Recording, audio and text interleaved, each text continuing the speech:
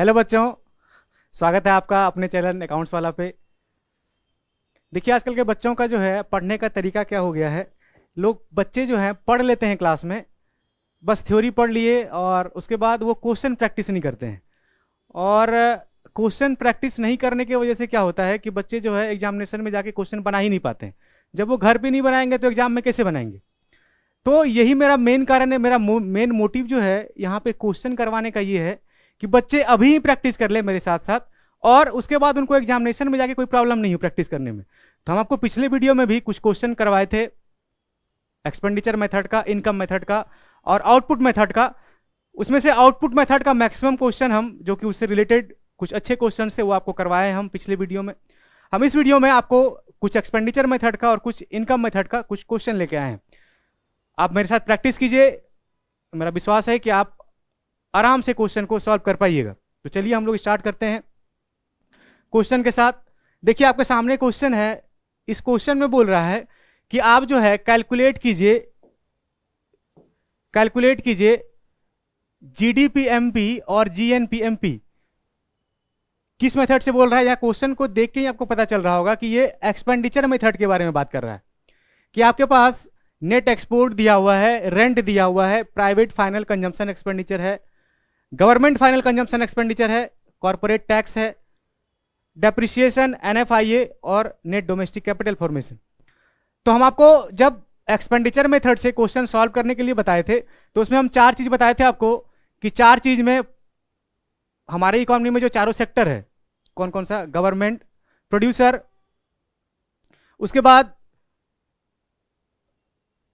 जो है हमारा नेट एक्सपोर्ट जो कि एक्सटर्नल सेक्टर है, और उस एक्सटर्नल सेक्टर के अलावा हमारे पास जो है प्राइवेट फाइनल कंजम्पशन एक्सपेंडिचर, जिसको हम लोग कंज्यूमर जो एक्सपेंडिचर करता है उसको हम लोग प्राइवेट फाइनल कंजम्पशन एक्सपेंडिचर बोलते हैं।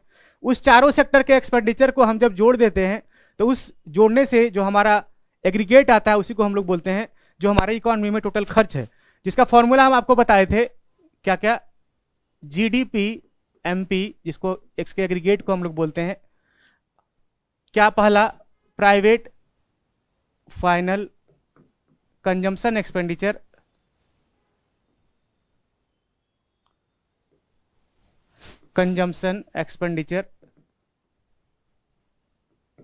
Plus government final consumption expenditure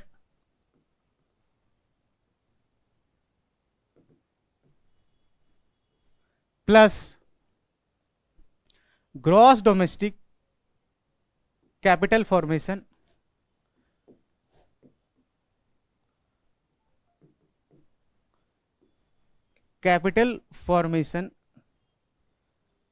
plus net export. Net export.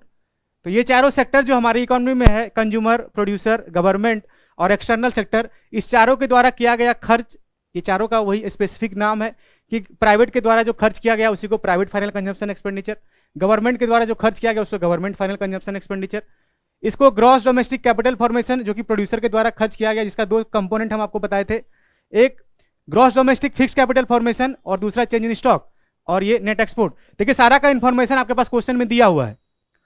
पहला दिया नेट एक्सपोर्ट, उसके बाद आपको गवर्नमेंट फाइनल कंजम्पशन एक्सपेंडिचर, फिर उसके बाद प्राइवेट फाइनल कंजम्पशन एक्सपेंडिचर। सबको जिसके जिसके जगह पे जो जो है उसको रख दीजिए। पहला है आपके पास प्राइवेट फाइनल कंजम्पशन एक्सपेंडिचर 4000, तो यहां पर लिख दीजिए प्राइवेट फाइनल कंजम्पशन एक्सपेंडिचर के जगह पे 4000, प्लस दूसरा गवर्नमेंट फाइनल कंजम्पशन एक्सपेंडिचर कितना है ये 1000 का 1000, तो 1000 इसके जगह पे आप प्लस कर दीजिए 1000, प्लस तीसरा है ग्रॉस डोमेस्टिक कैपिटल फॉर्मेशन। तो ग्रॉस डोमेस्टिक कैपिटल फॉर्मेशन आपके पास क्वेश्चन में डायरेक्टली नहीं है। देखिए तो क्वेश्चन में जो आपके पास है ये नेट डोमेस्टिक कैपिटल फॉर्मेशन दिया है क्वेश्चन में, नेट डोमेस्टिक कैपिटल फॉर्मेशन जो कि है -500 का। तो नेट डोमेस्टिक कैपिटल फॉर्मेशन जो कि -500 का है, इसमें से आप डेप्रिसिएशन को अगर जोड़ दीजिए, ये नेट है आपके पास, इसमें से डेप्रिसिएशन को ऐड कर दीजिएगा तो ये ग्रॉस बन जाएगा। तो नेट डोमेस्टिक कैपिटल फॉर्मेशन में जब आपके पास डेप्रिसिएशन जो है, देखिए यहाँ डेप्रिसिएशन भी दिया हुआ है, इस डेप्रिसिएशन को आप ऐड कर दीजिए। चलिए इसके जगह पे हम लोग यहाँ ये -500 है, प्लस इसमें इसको क्योंकि ये नेट डोमेस्टिक कैपिटल फॉर्मेशन है और यहाँ पे आपको ग्रॉस दिया हुआ है, आपको ग्रॉस रखना है इसके जगह पे, तो इसमें से प्लस कर दीजिए आप क्या, डेप्रिसिएशन। और लास्ट जो कि नेट एक्सपोर्ट है, देखिए तो नेट एक्सपोर्ट है आपके पास क्वेश्चन में, हाँ है 100 का, 100 का नेट एक्सपोर्ट है, तो 100 यहाँ पर नेट एक्सपोर्ट की जगह पे यहाँ रख दें 100। तो ये कितना आ गया, आप सारे को जोड़ दीजिए, 4000 प्लस 1000 कितना आ गया, 4000 प्लस 1000 5000 प्लस 100 मतलब 5100। और अगर आप ये -500 प्लस 100 मतलब -400 हो जाएगा, तो 4000 1000 5000, तो 5100 इसमें से माइनस कर दीजिए आप 400, तो कितना आ जाएगा ये 4700। ये क्या आया आपके पास, जीडीपीएमपी आया। क्वेश्चन में क्या पूछ रहा है, आपको निकालना है जीडीपीएमपी और दूसरा है जीएनपीएटएमपी, मतलब gross national product eight market price. तो जीडीपीएमपी आप निकाल लिए हैं, है आपके पास, और इससे आपको कन्वर्ट करना है जीएनपीएटएमपी में।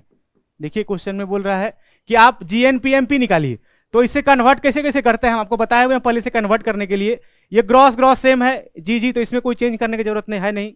ये डोमेस्टिक है, ये नेशनल है, तो डोमेस्टिक से नेशनल बनाने के लिए एनएफआईए जोड़ना पड़ता है, और एनएफआईए का मतलब होता है FIFA minus FITA, foreign income from abroad minus foreign income to abroad.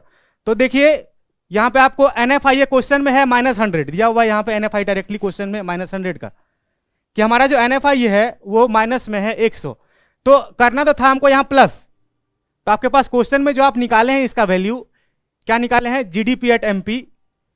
यहां पे इस प्रकार से आप कीजिए, जीडीपी आपको पहुंचना कहां है, जीएनपी एट एमपी पे, तो GNP at MP equal to ये आपका जीडीपी एट एमपी हो गया। इसमें से आपको कन्वर्ट करना है जीजी सेम, आपको डोमेस्टिक से नेशनल बनाना है, तो डोमेस्टिक से नेशनल बनाने के लिए इसमें आप प्लस कर दीजिए एनएफआईए।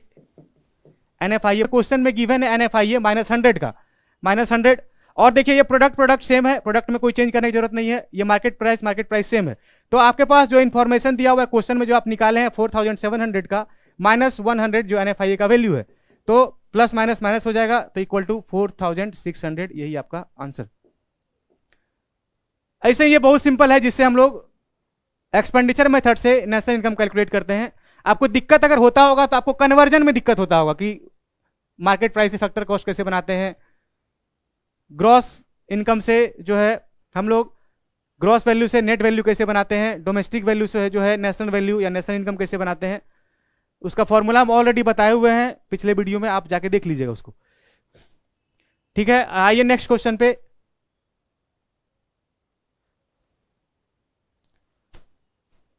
देखिए तो ये क्वेश्चन इनकम मेथड का है, जिसमें से कह रहा है कि कैलकुलेट जीडीपीएमपी, जीएनपीएमपी और एनएनपी एट एफसी, तीनों को निकालना है।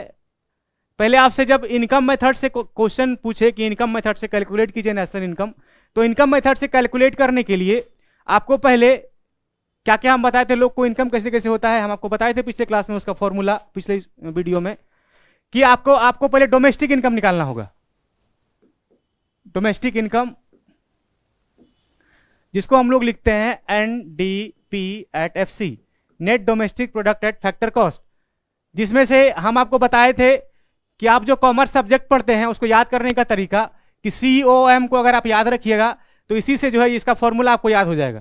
सी का मतलब आपको बताए थे, सी का मतलब compensation of employee, COM commerce का 3 वर्ड आगे का, compensation of employee, shortcut compensation of employee. O से जो है ऑपरेटिंग सरप्लस, ऑपरेटिंग सरप्लस, और एम से जो है मिक्स्ड इनकम,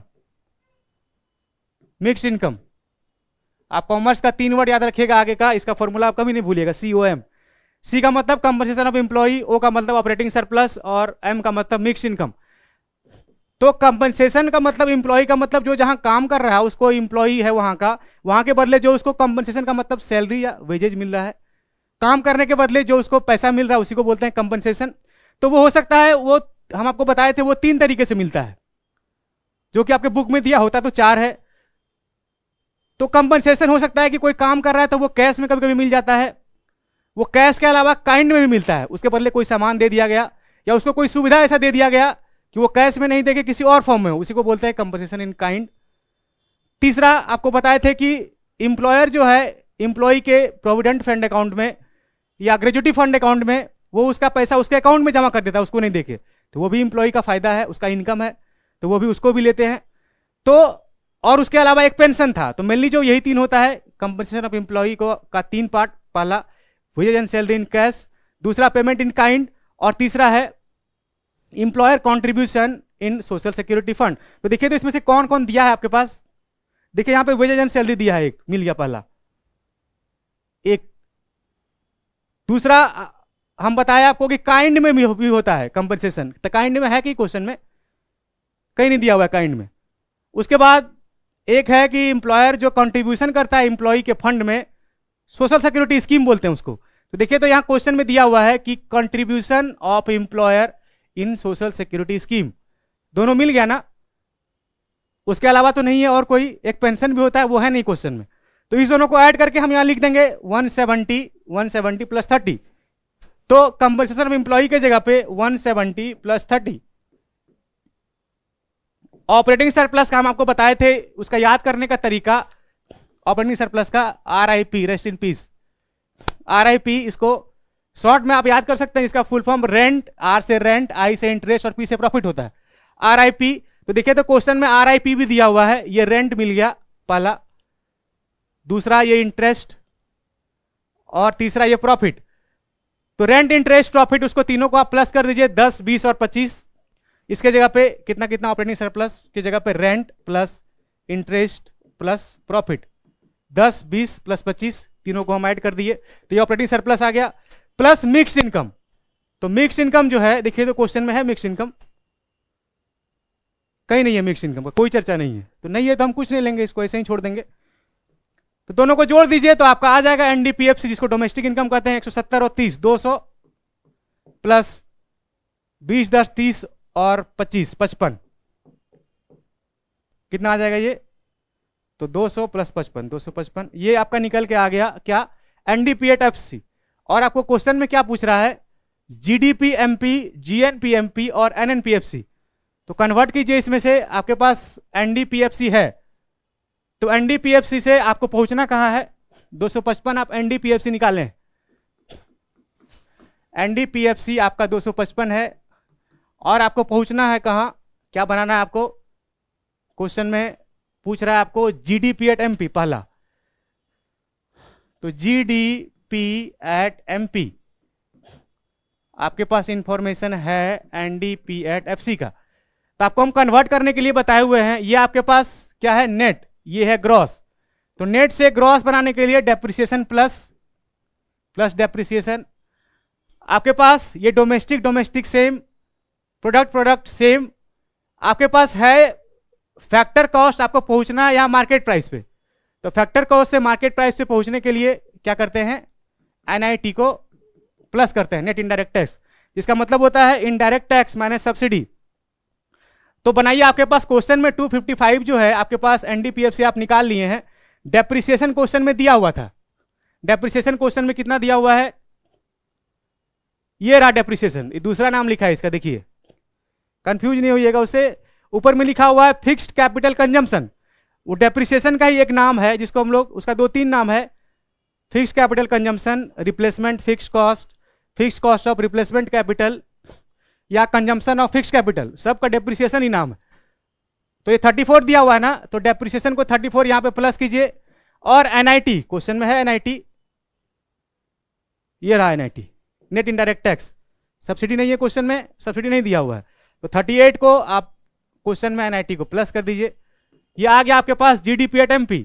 आप जोड़िए इसको, 255 प्लस 34 प्लस 38, कितना आ जाएगा ये, 8, 4, 12 और 5, 17, 327। यही आपका आ गया GDP एट MP, ठीक है। और आपको क्वेश्चन में पूछ रहा है कि क्या निकालिए आप, एक पूछ रहा है आपको GNP एट MP निकालिए। तो GNP एट MP, देखिए क्या लिखे थे आप, कितना निकालें वो 327। और आपको ग्रॉस सेम, आपको नेशनल डोमेस्टिक है आपके पास, आपको नेशनल बनाना है, तो NFI ये जो है इसको प्लस कर दीजिए। और product same, market price same, तो 327 और प्लस ये NFIA कितना है, -3।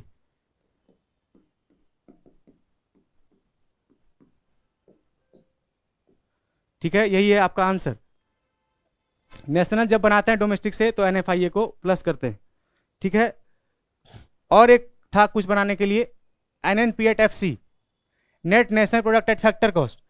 तो NNP एट FC कैसे बनाइएगा आप निकाले क्या अभी, GNP at MP 324, GNP at, आपको पहुंचना है कहाँ, NNP एट FC पे। तो NNP FC पहुंचना है, आपके पास है इंफॉर्मेशन GNP एट MP का। तो GNP एट MP है आपके पास, तो कन्वर्ट कीजिए, आपको कन्वर्ट करना है इससे इसमें। तो ये ग्रॉस से आपको नेट बनाना है, तो डेप्रिसिएशन माइनस, ये नेशनल है और नेशनल सेम ही है, तो इसमें कोई चेंज करने की जरूरत नहीं है। आपके पास मार्केट प्राइस है, आपको फैक्टर कॉस्ट बनाना है, तो मार्केट प्राइस से फैक्टर कॉस्ट बनाने के लिए माइनस NIT करते हैं। ठीक है, तो ये आप निकाले हैं 324 माइनस डेप्रिसिएशन, क्वेश्चन में कितना दिया हुआ था 34, 34 माइनस NIT क्वेश्चन में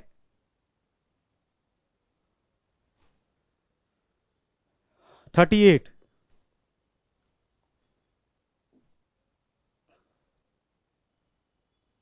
38 माइनस NIT। ठीक है, तो 324 में से 34 घटाइएगा तो कितना आ जाएगा, 294, सॉरी 290, और माइनस 38, ये माइनस माइनस प्लस हो जाएगा, कितना आ जाएगा 290 माइनस 38, ये 2 आ जाएगा, और आपका आ जाएगा 8 5, ये 252, ये हो जाएगा आंसर। यही था आपका क्वेश्चन जो है, जैसे हम लोग कैलकुलेट करते हैं national income, calculate national income करते हैं हम लोग एक्सपेंडिचर मेथड से और इनकम मेथड से। ठीक है, यही सब क्वेश्चन है, जिस प्रकार से एग्जाम में आपको क्वेश्चन आता है, आप ऐसे ही प्रैक्टिस कीजिएगा घर में।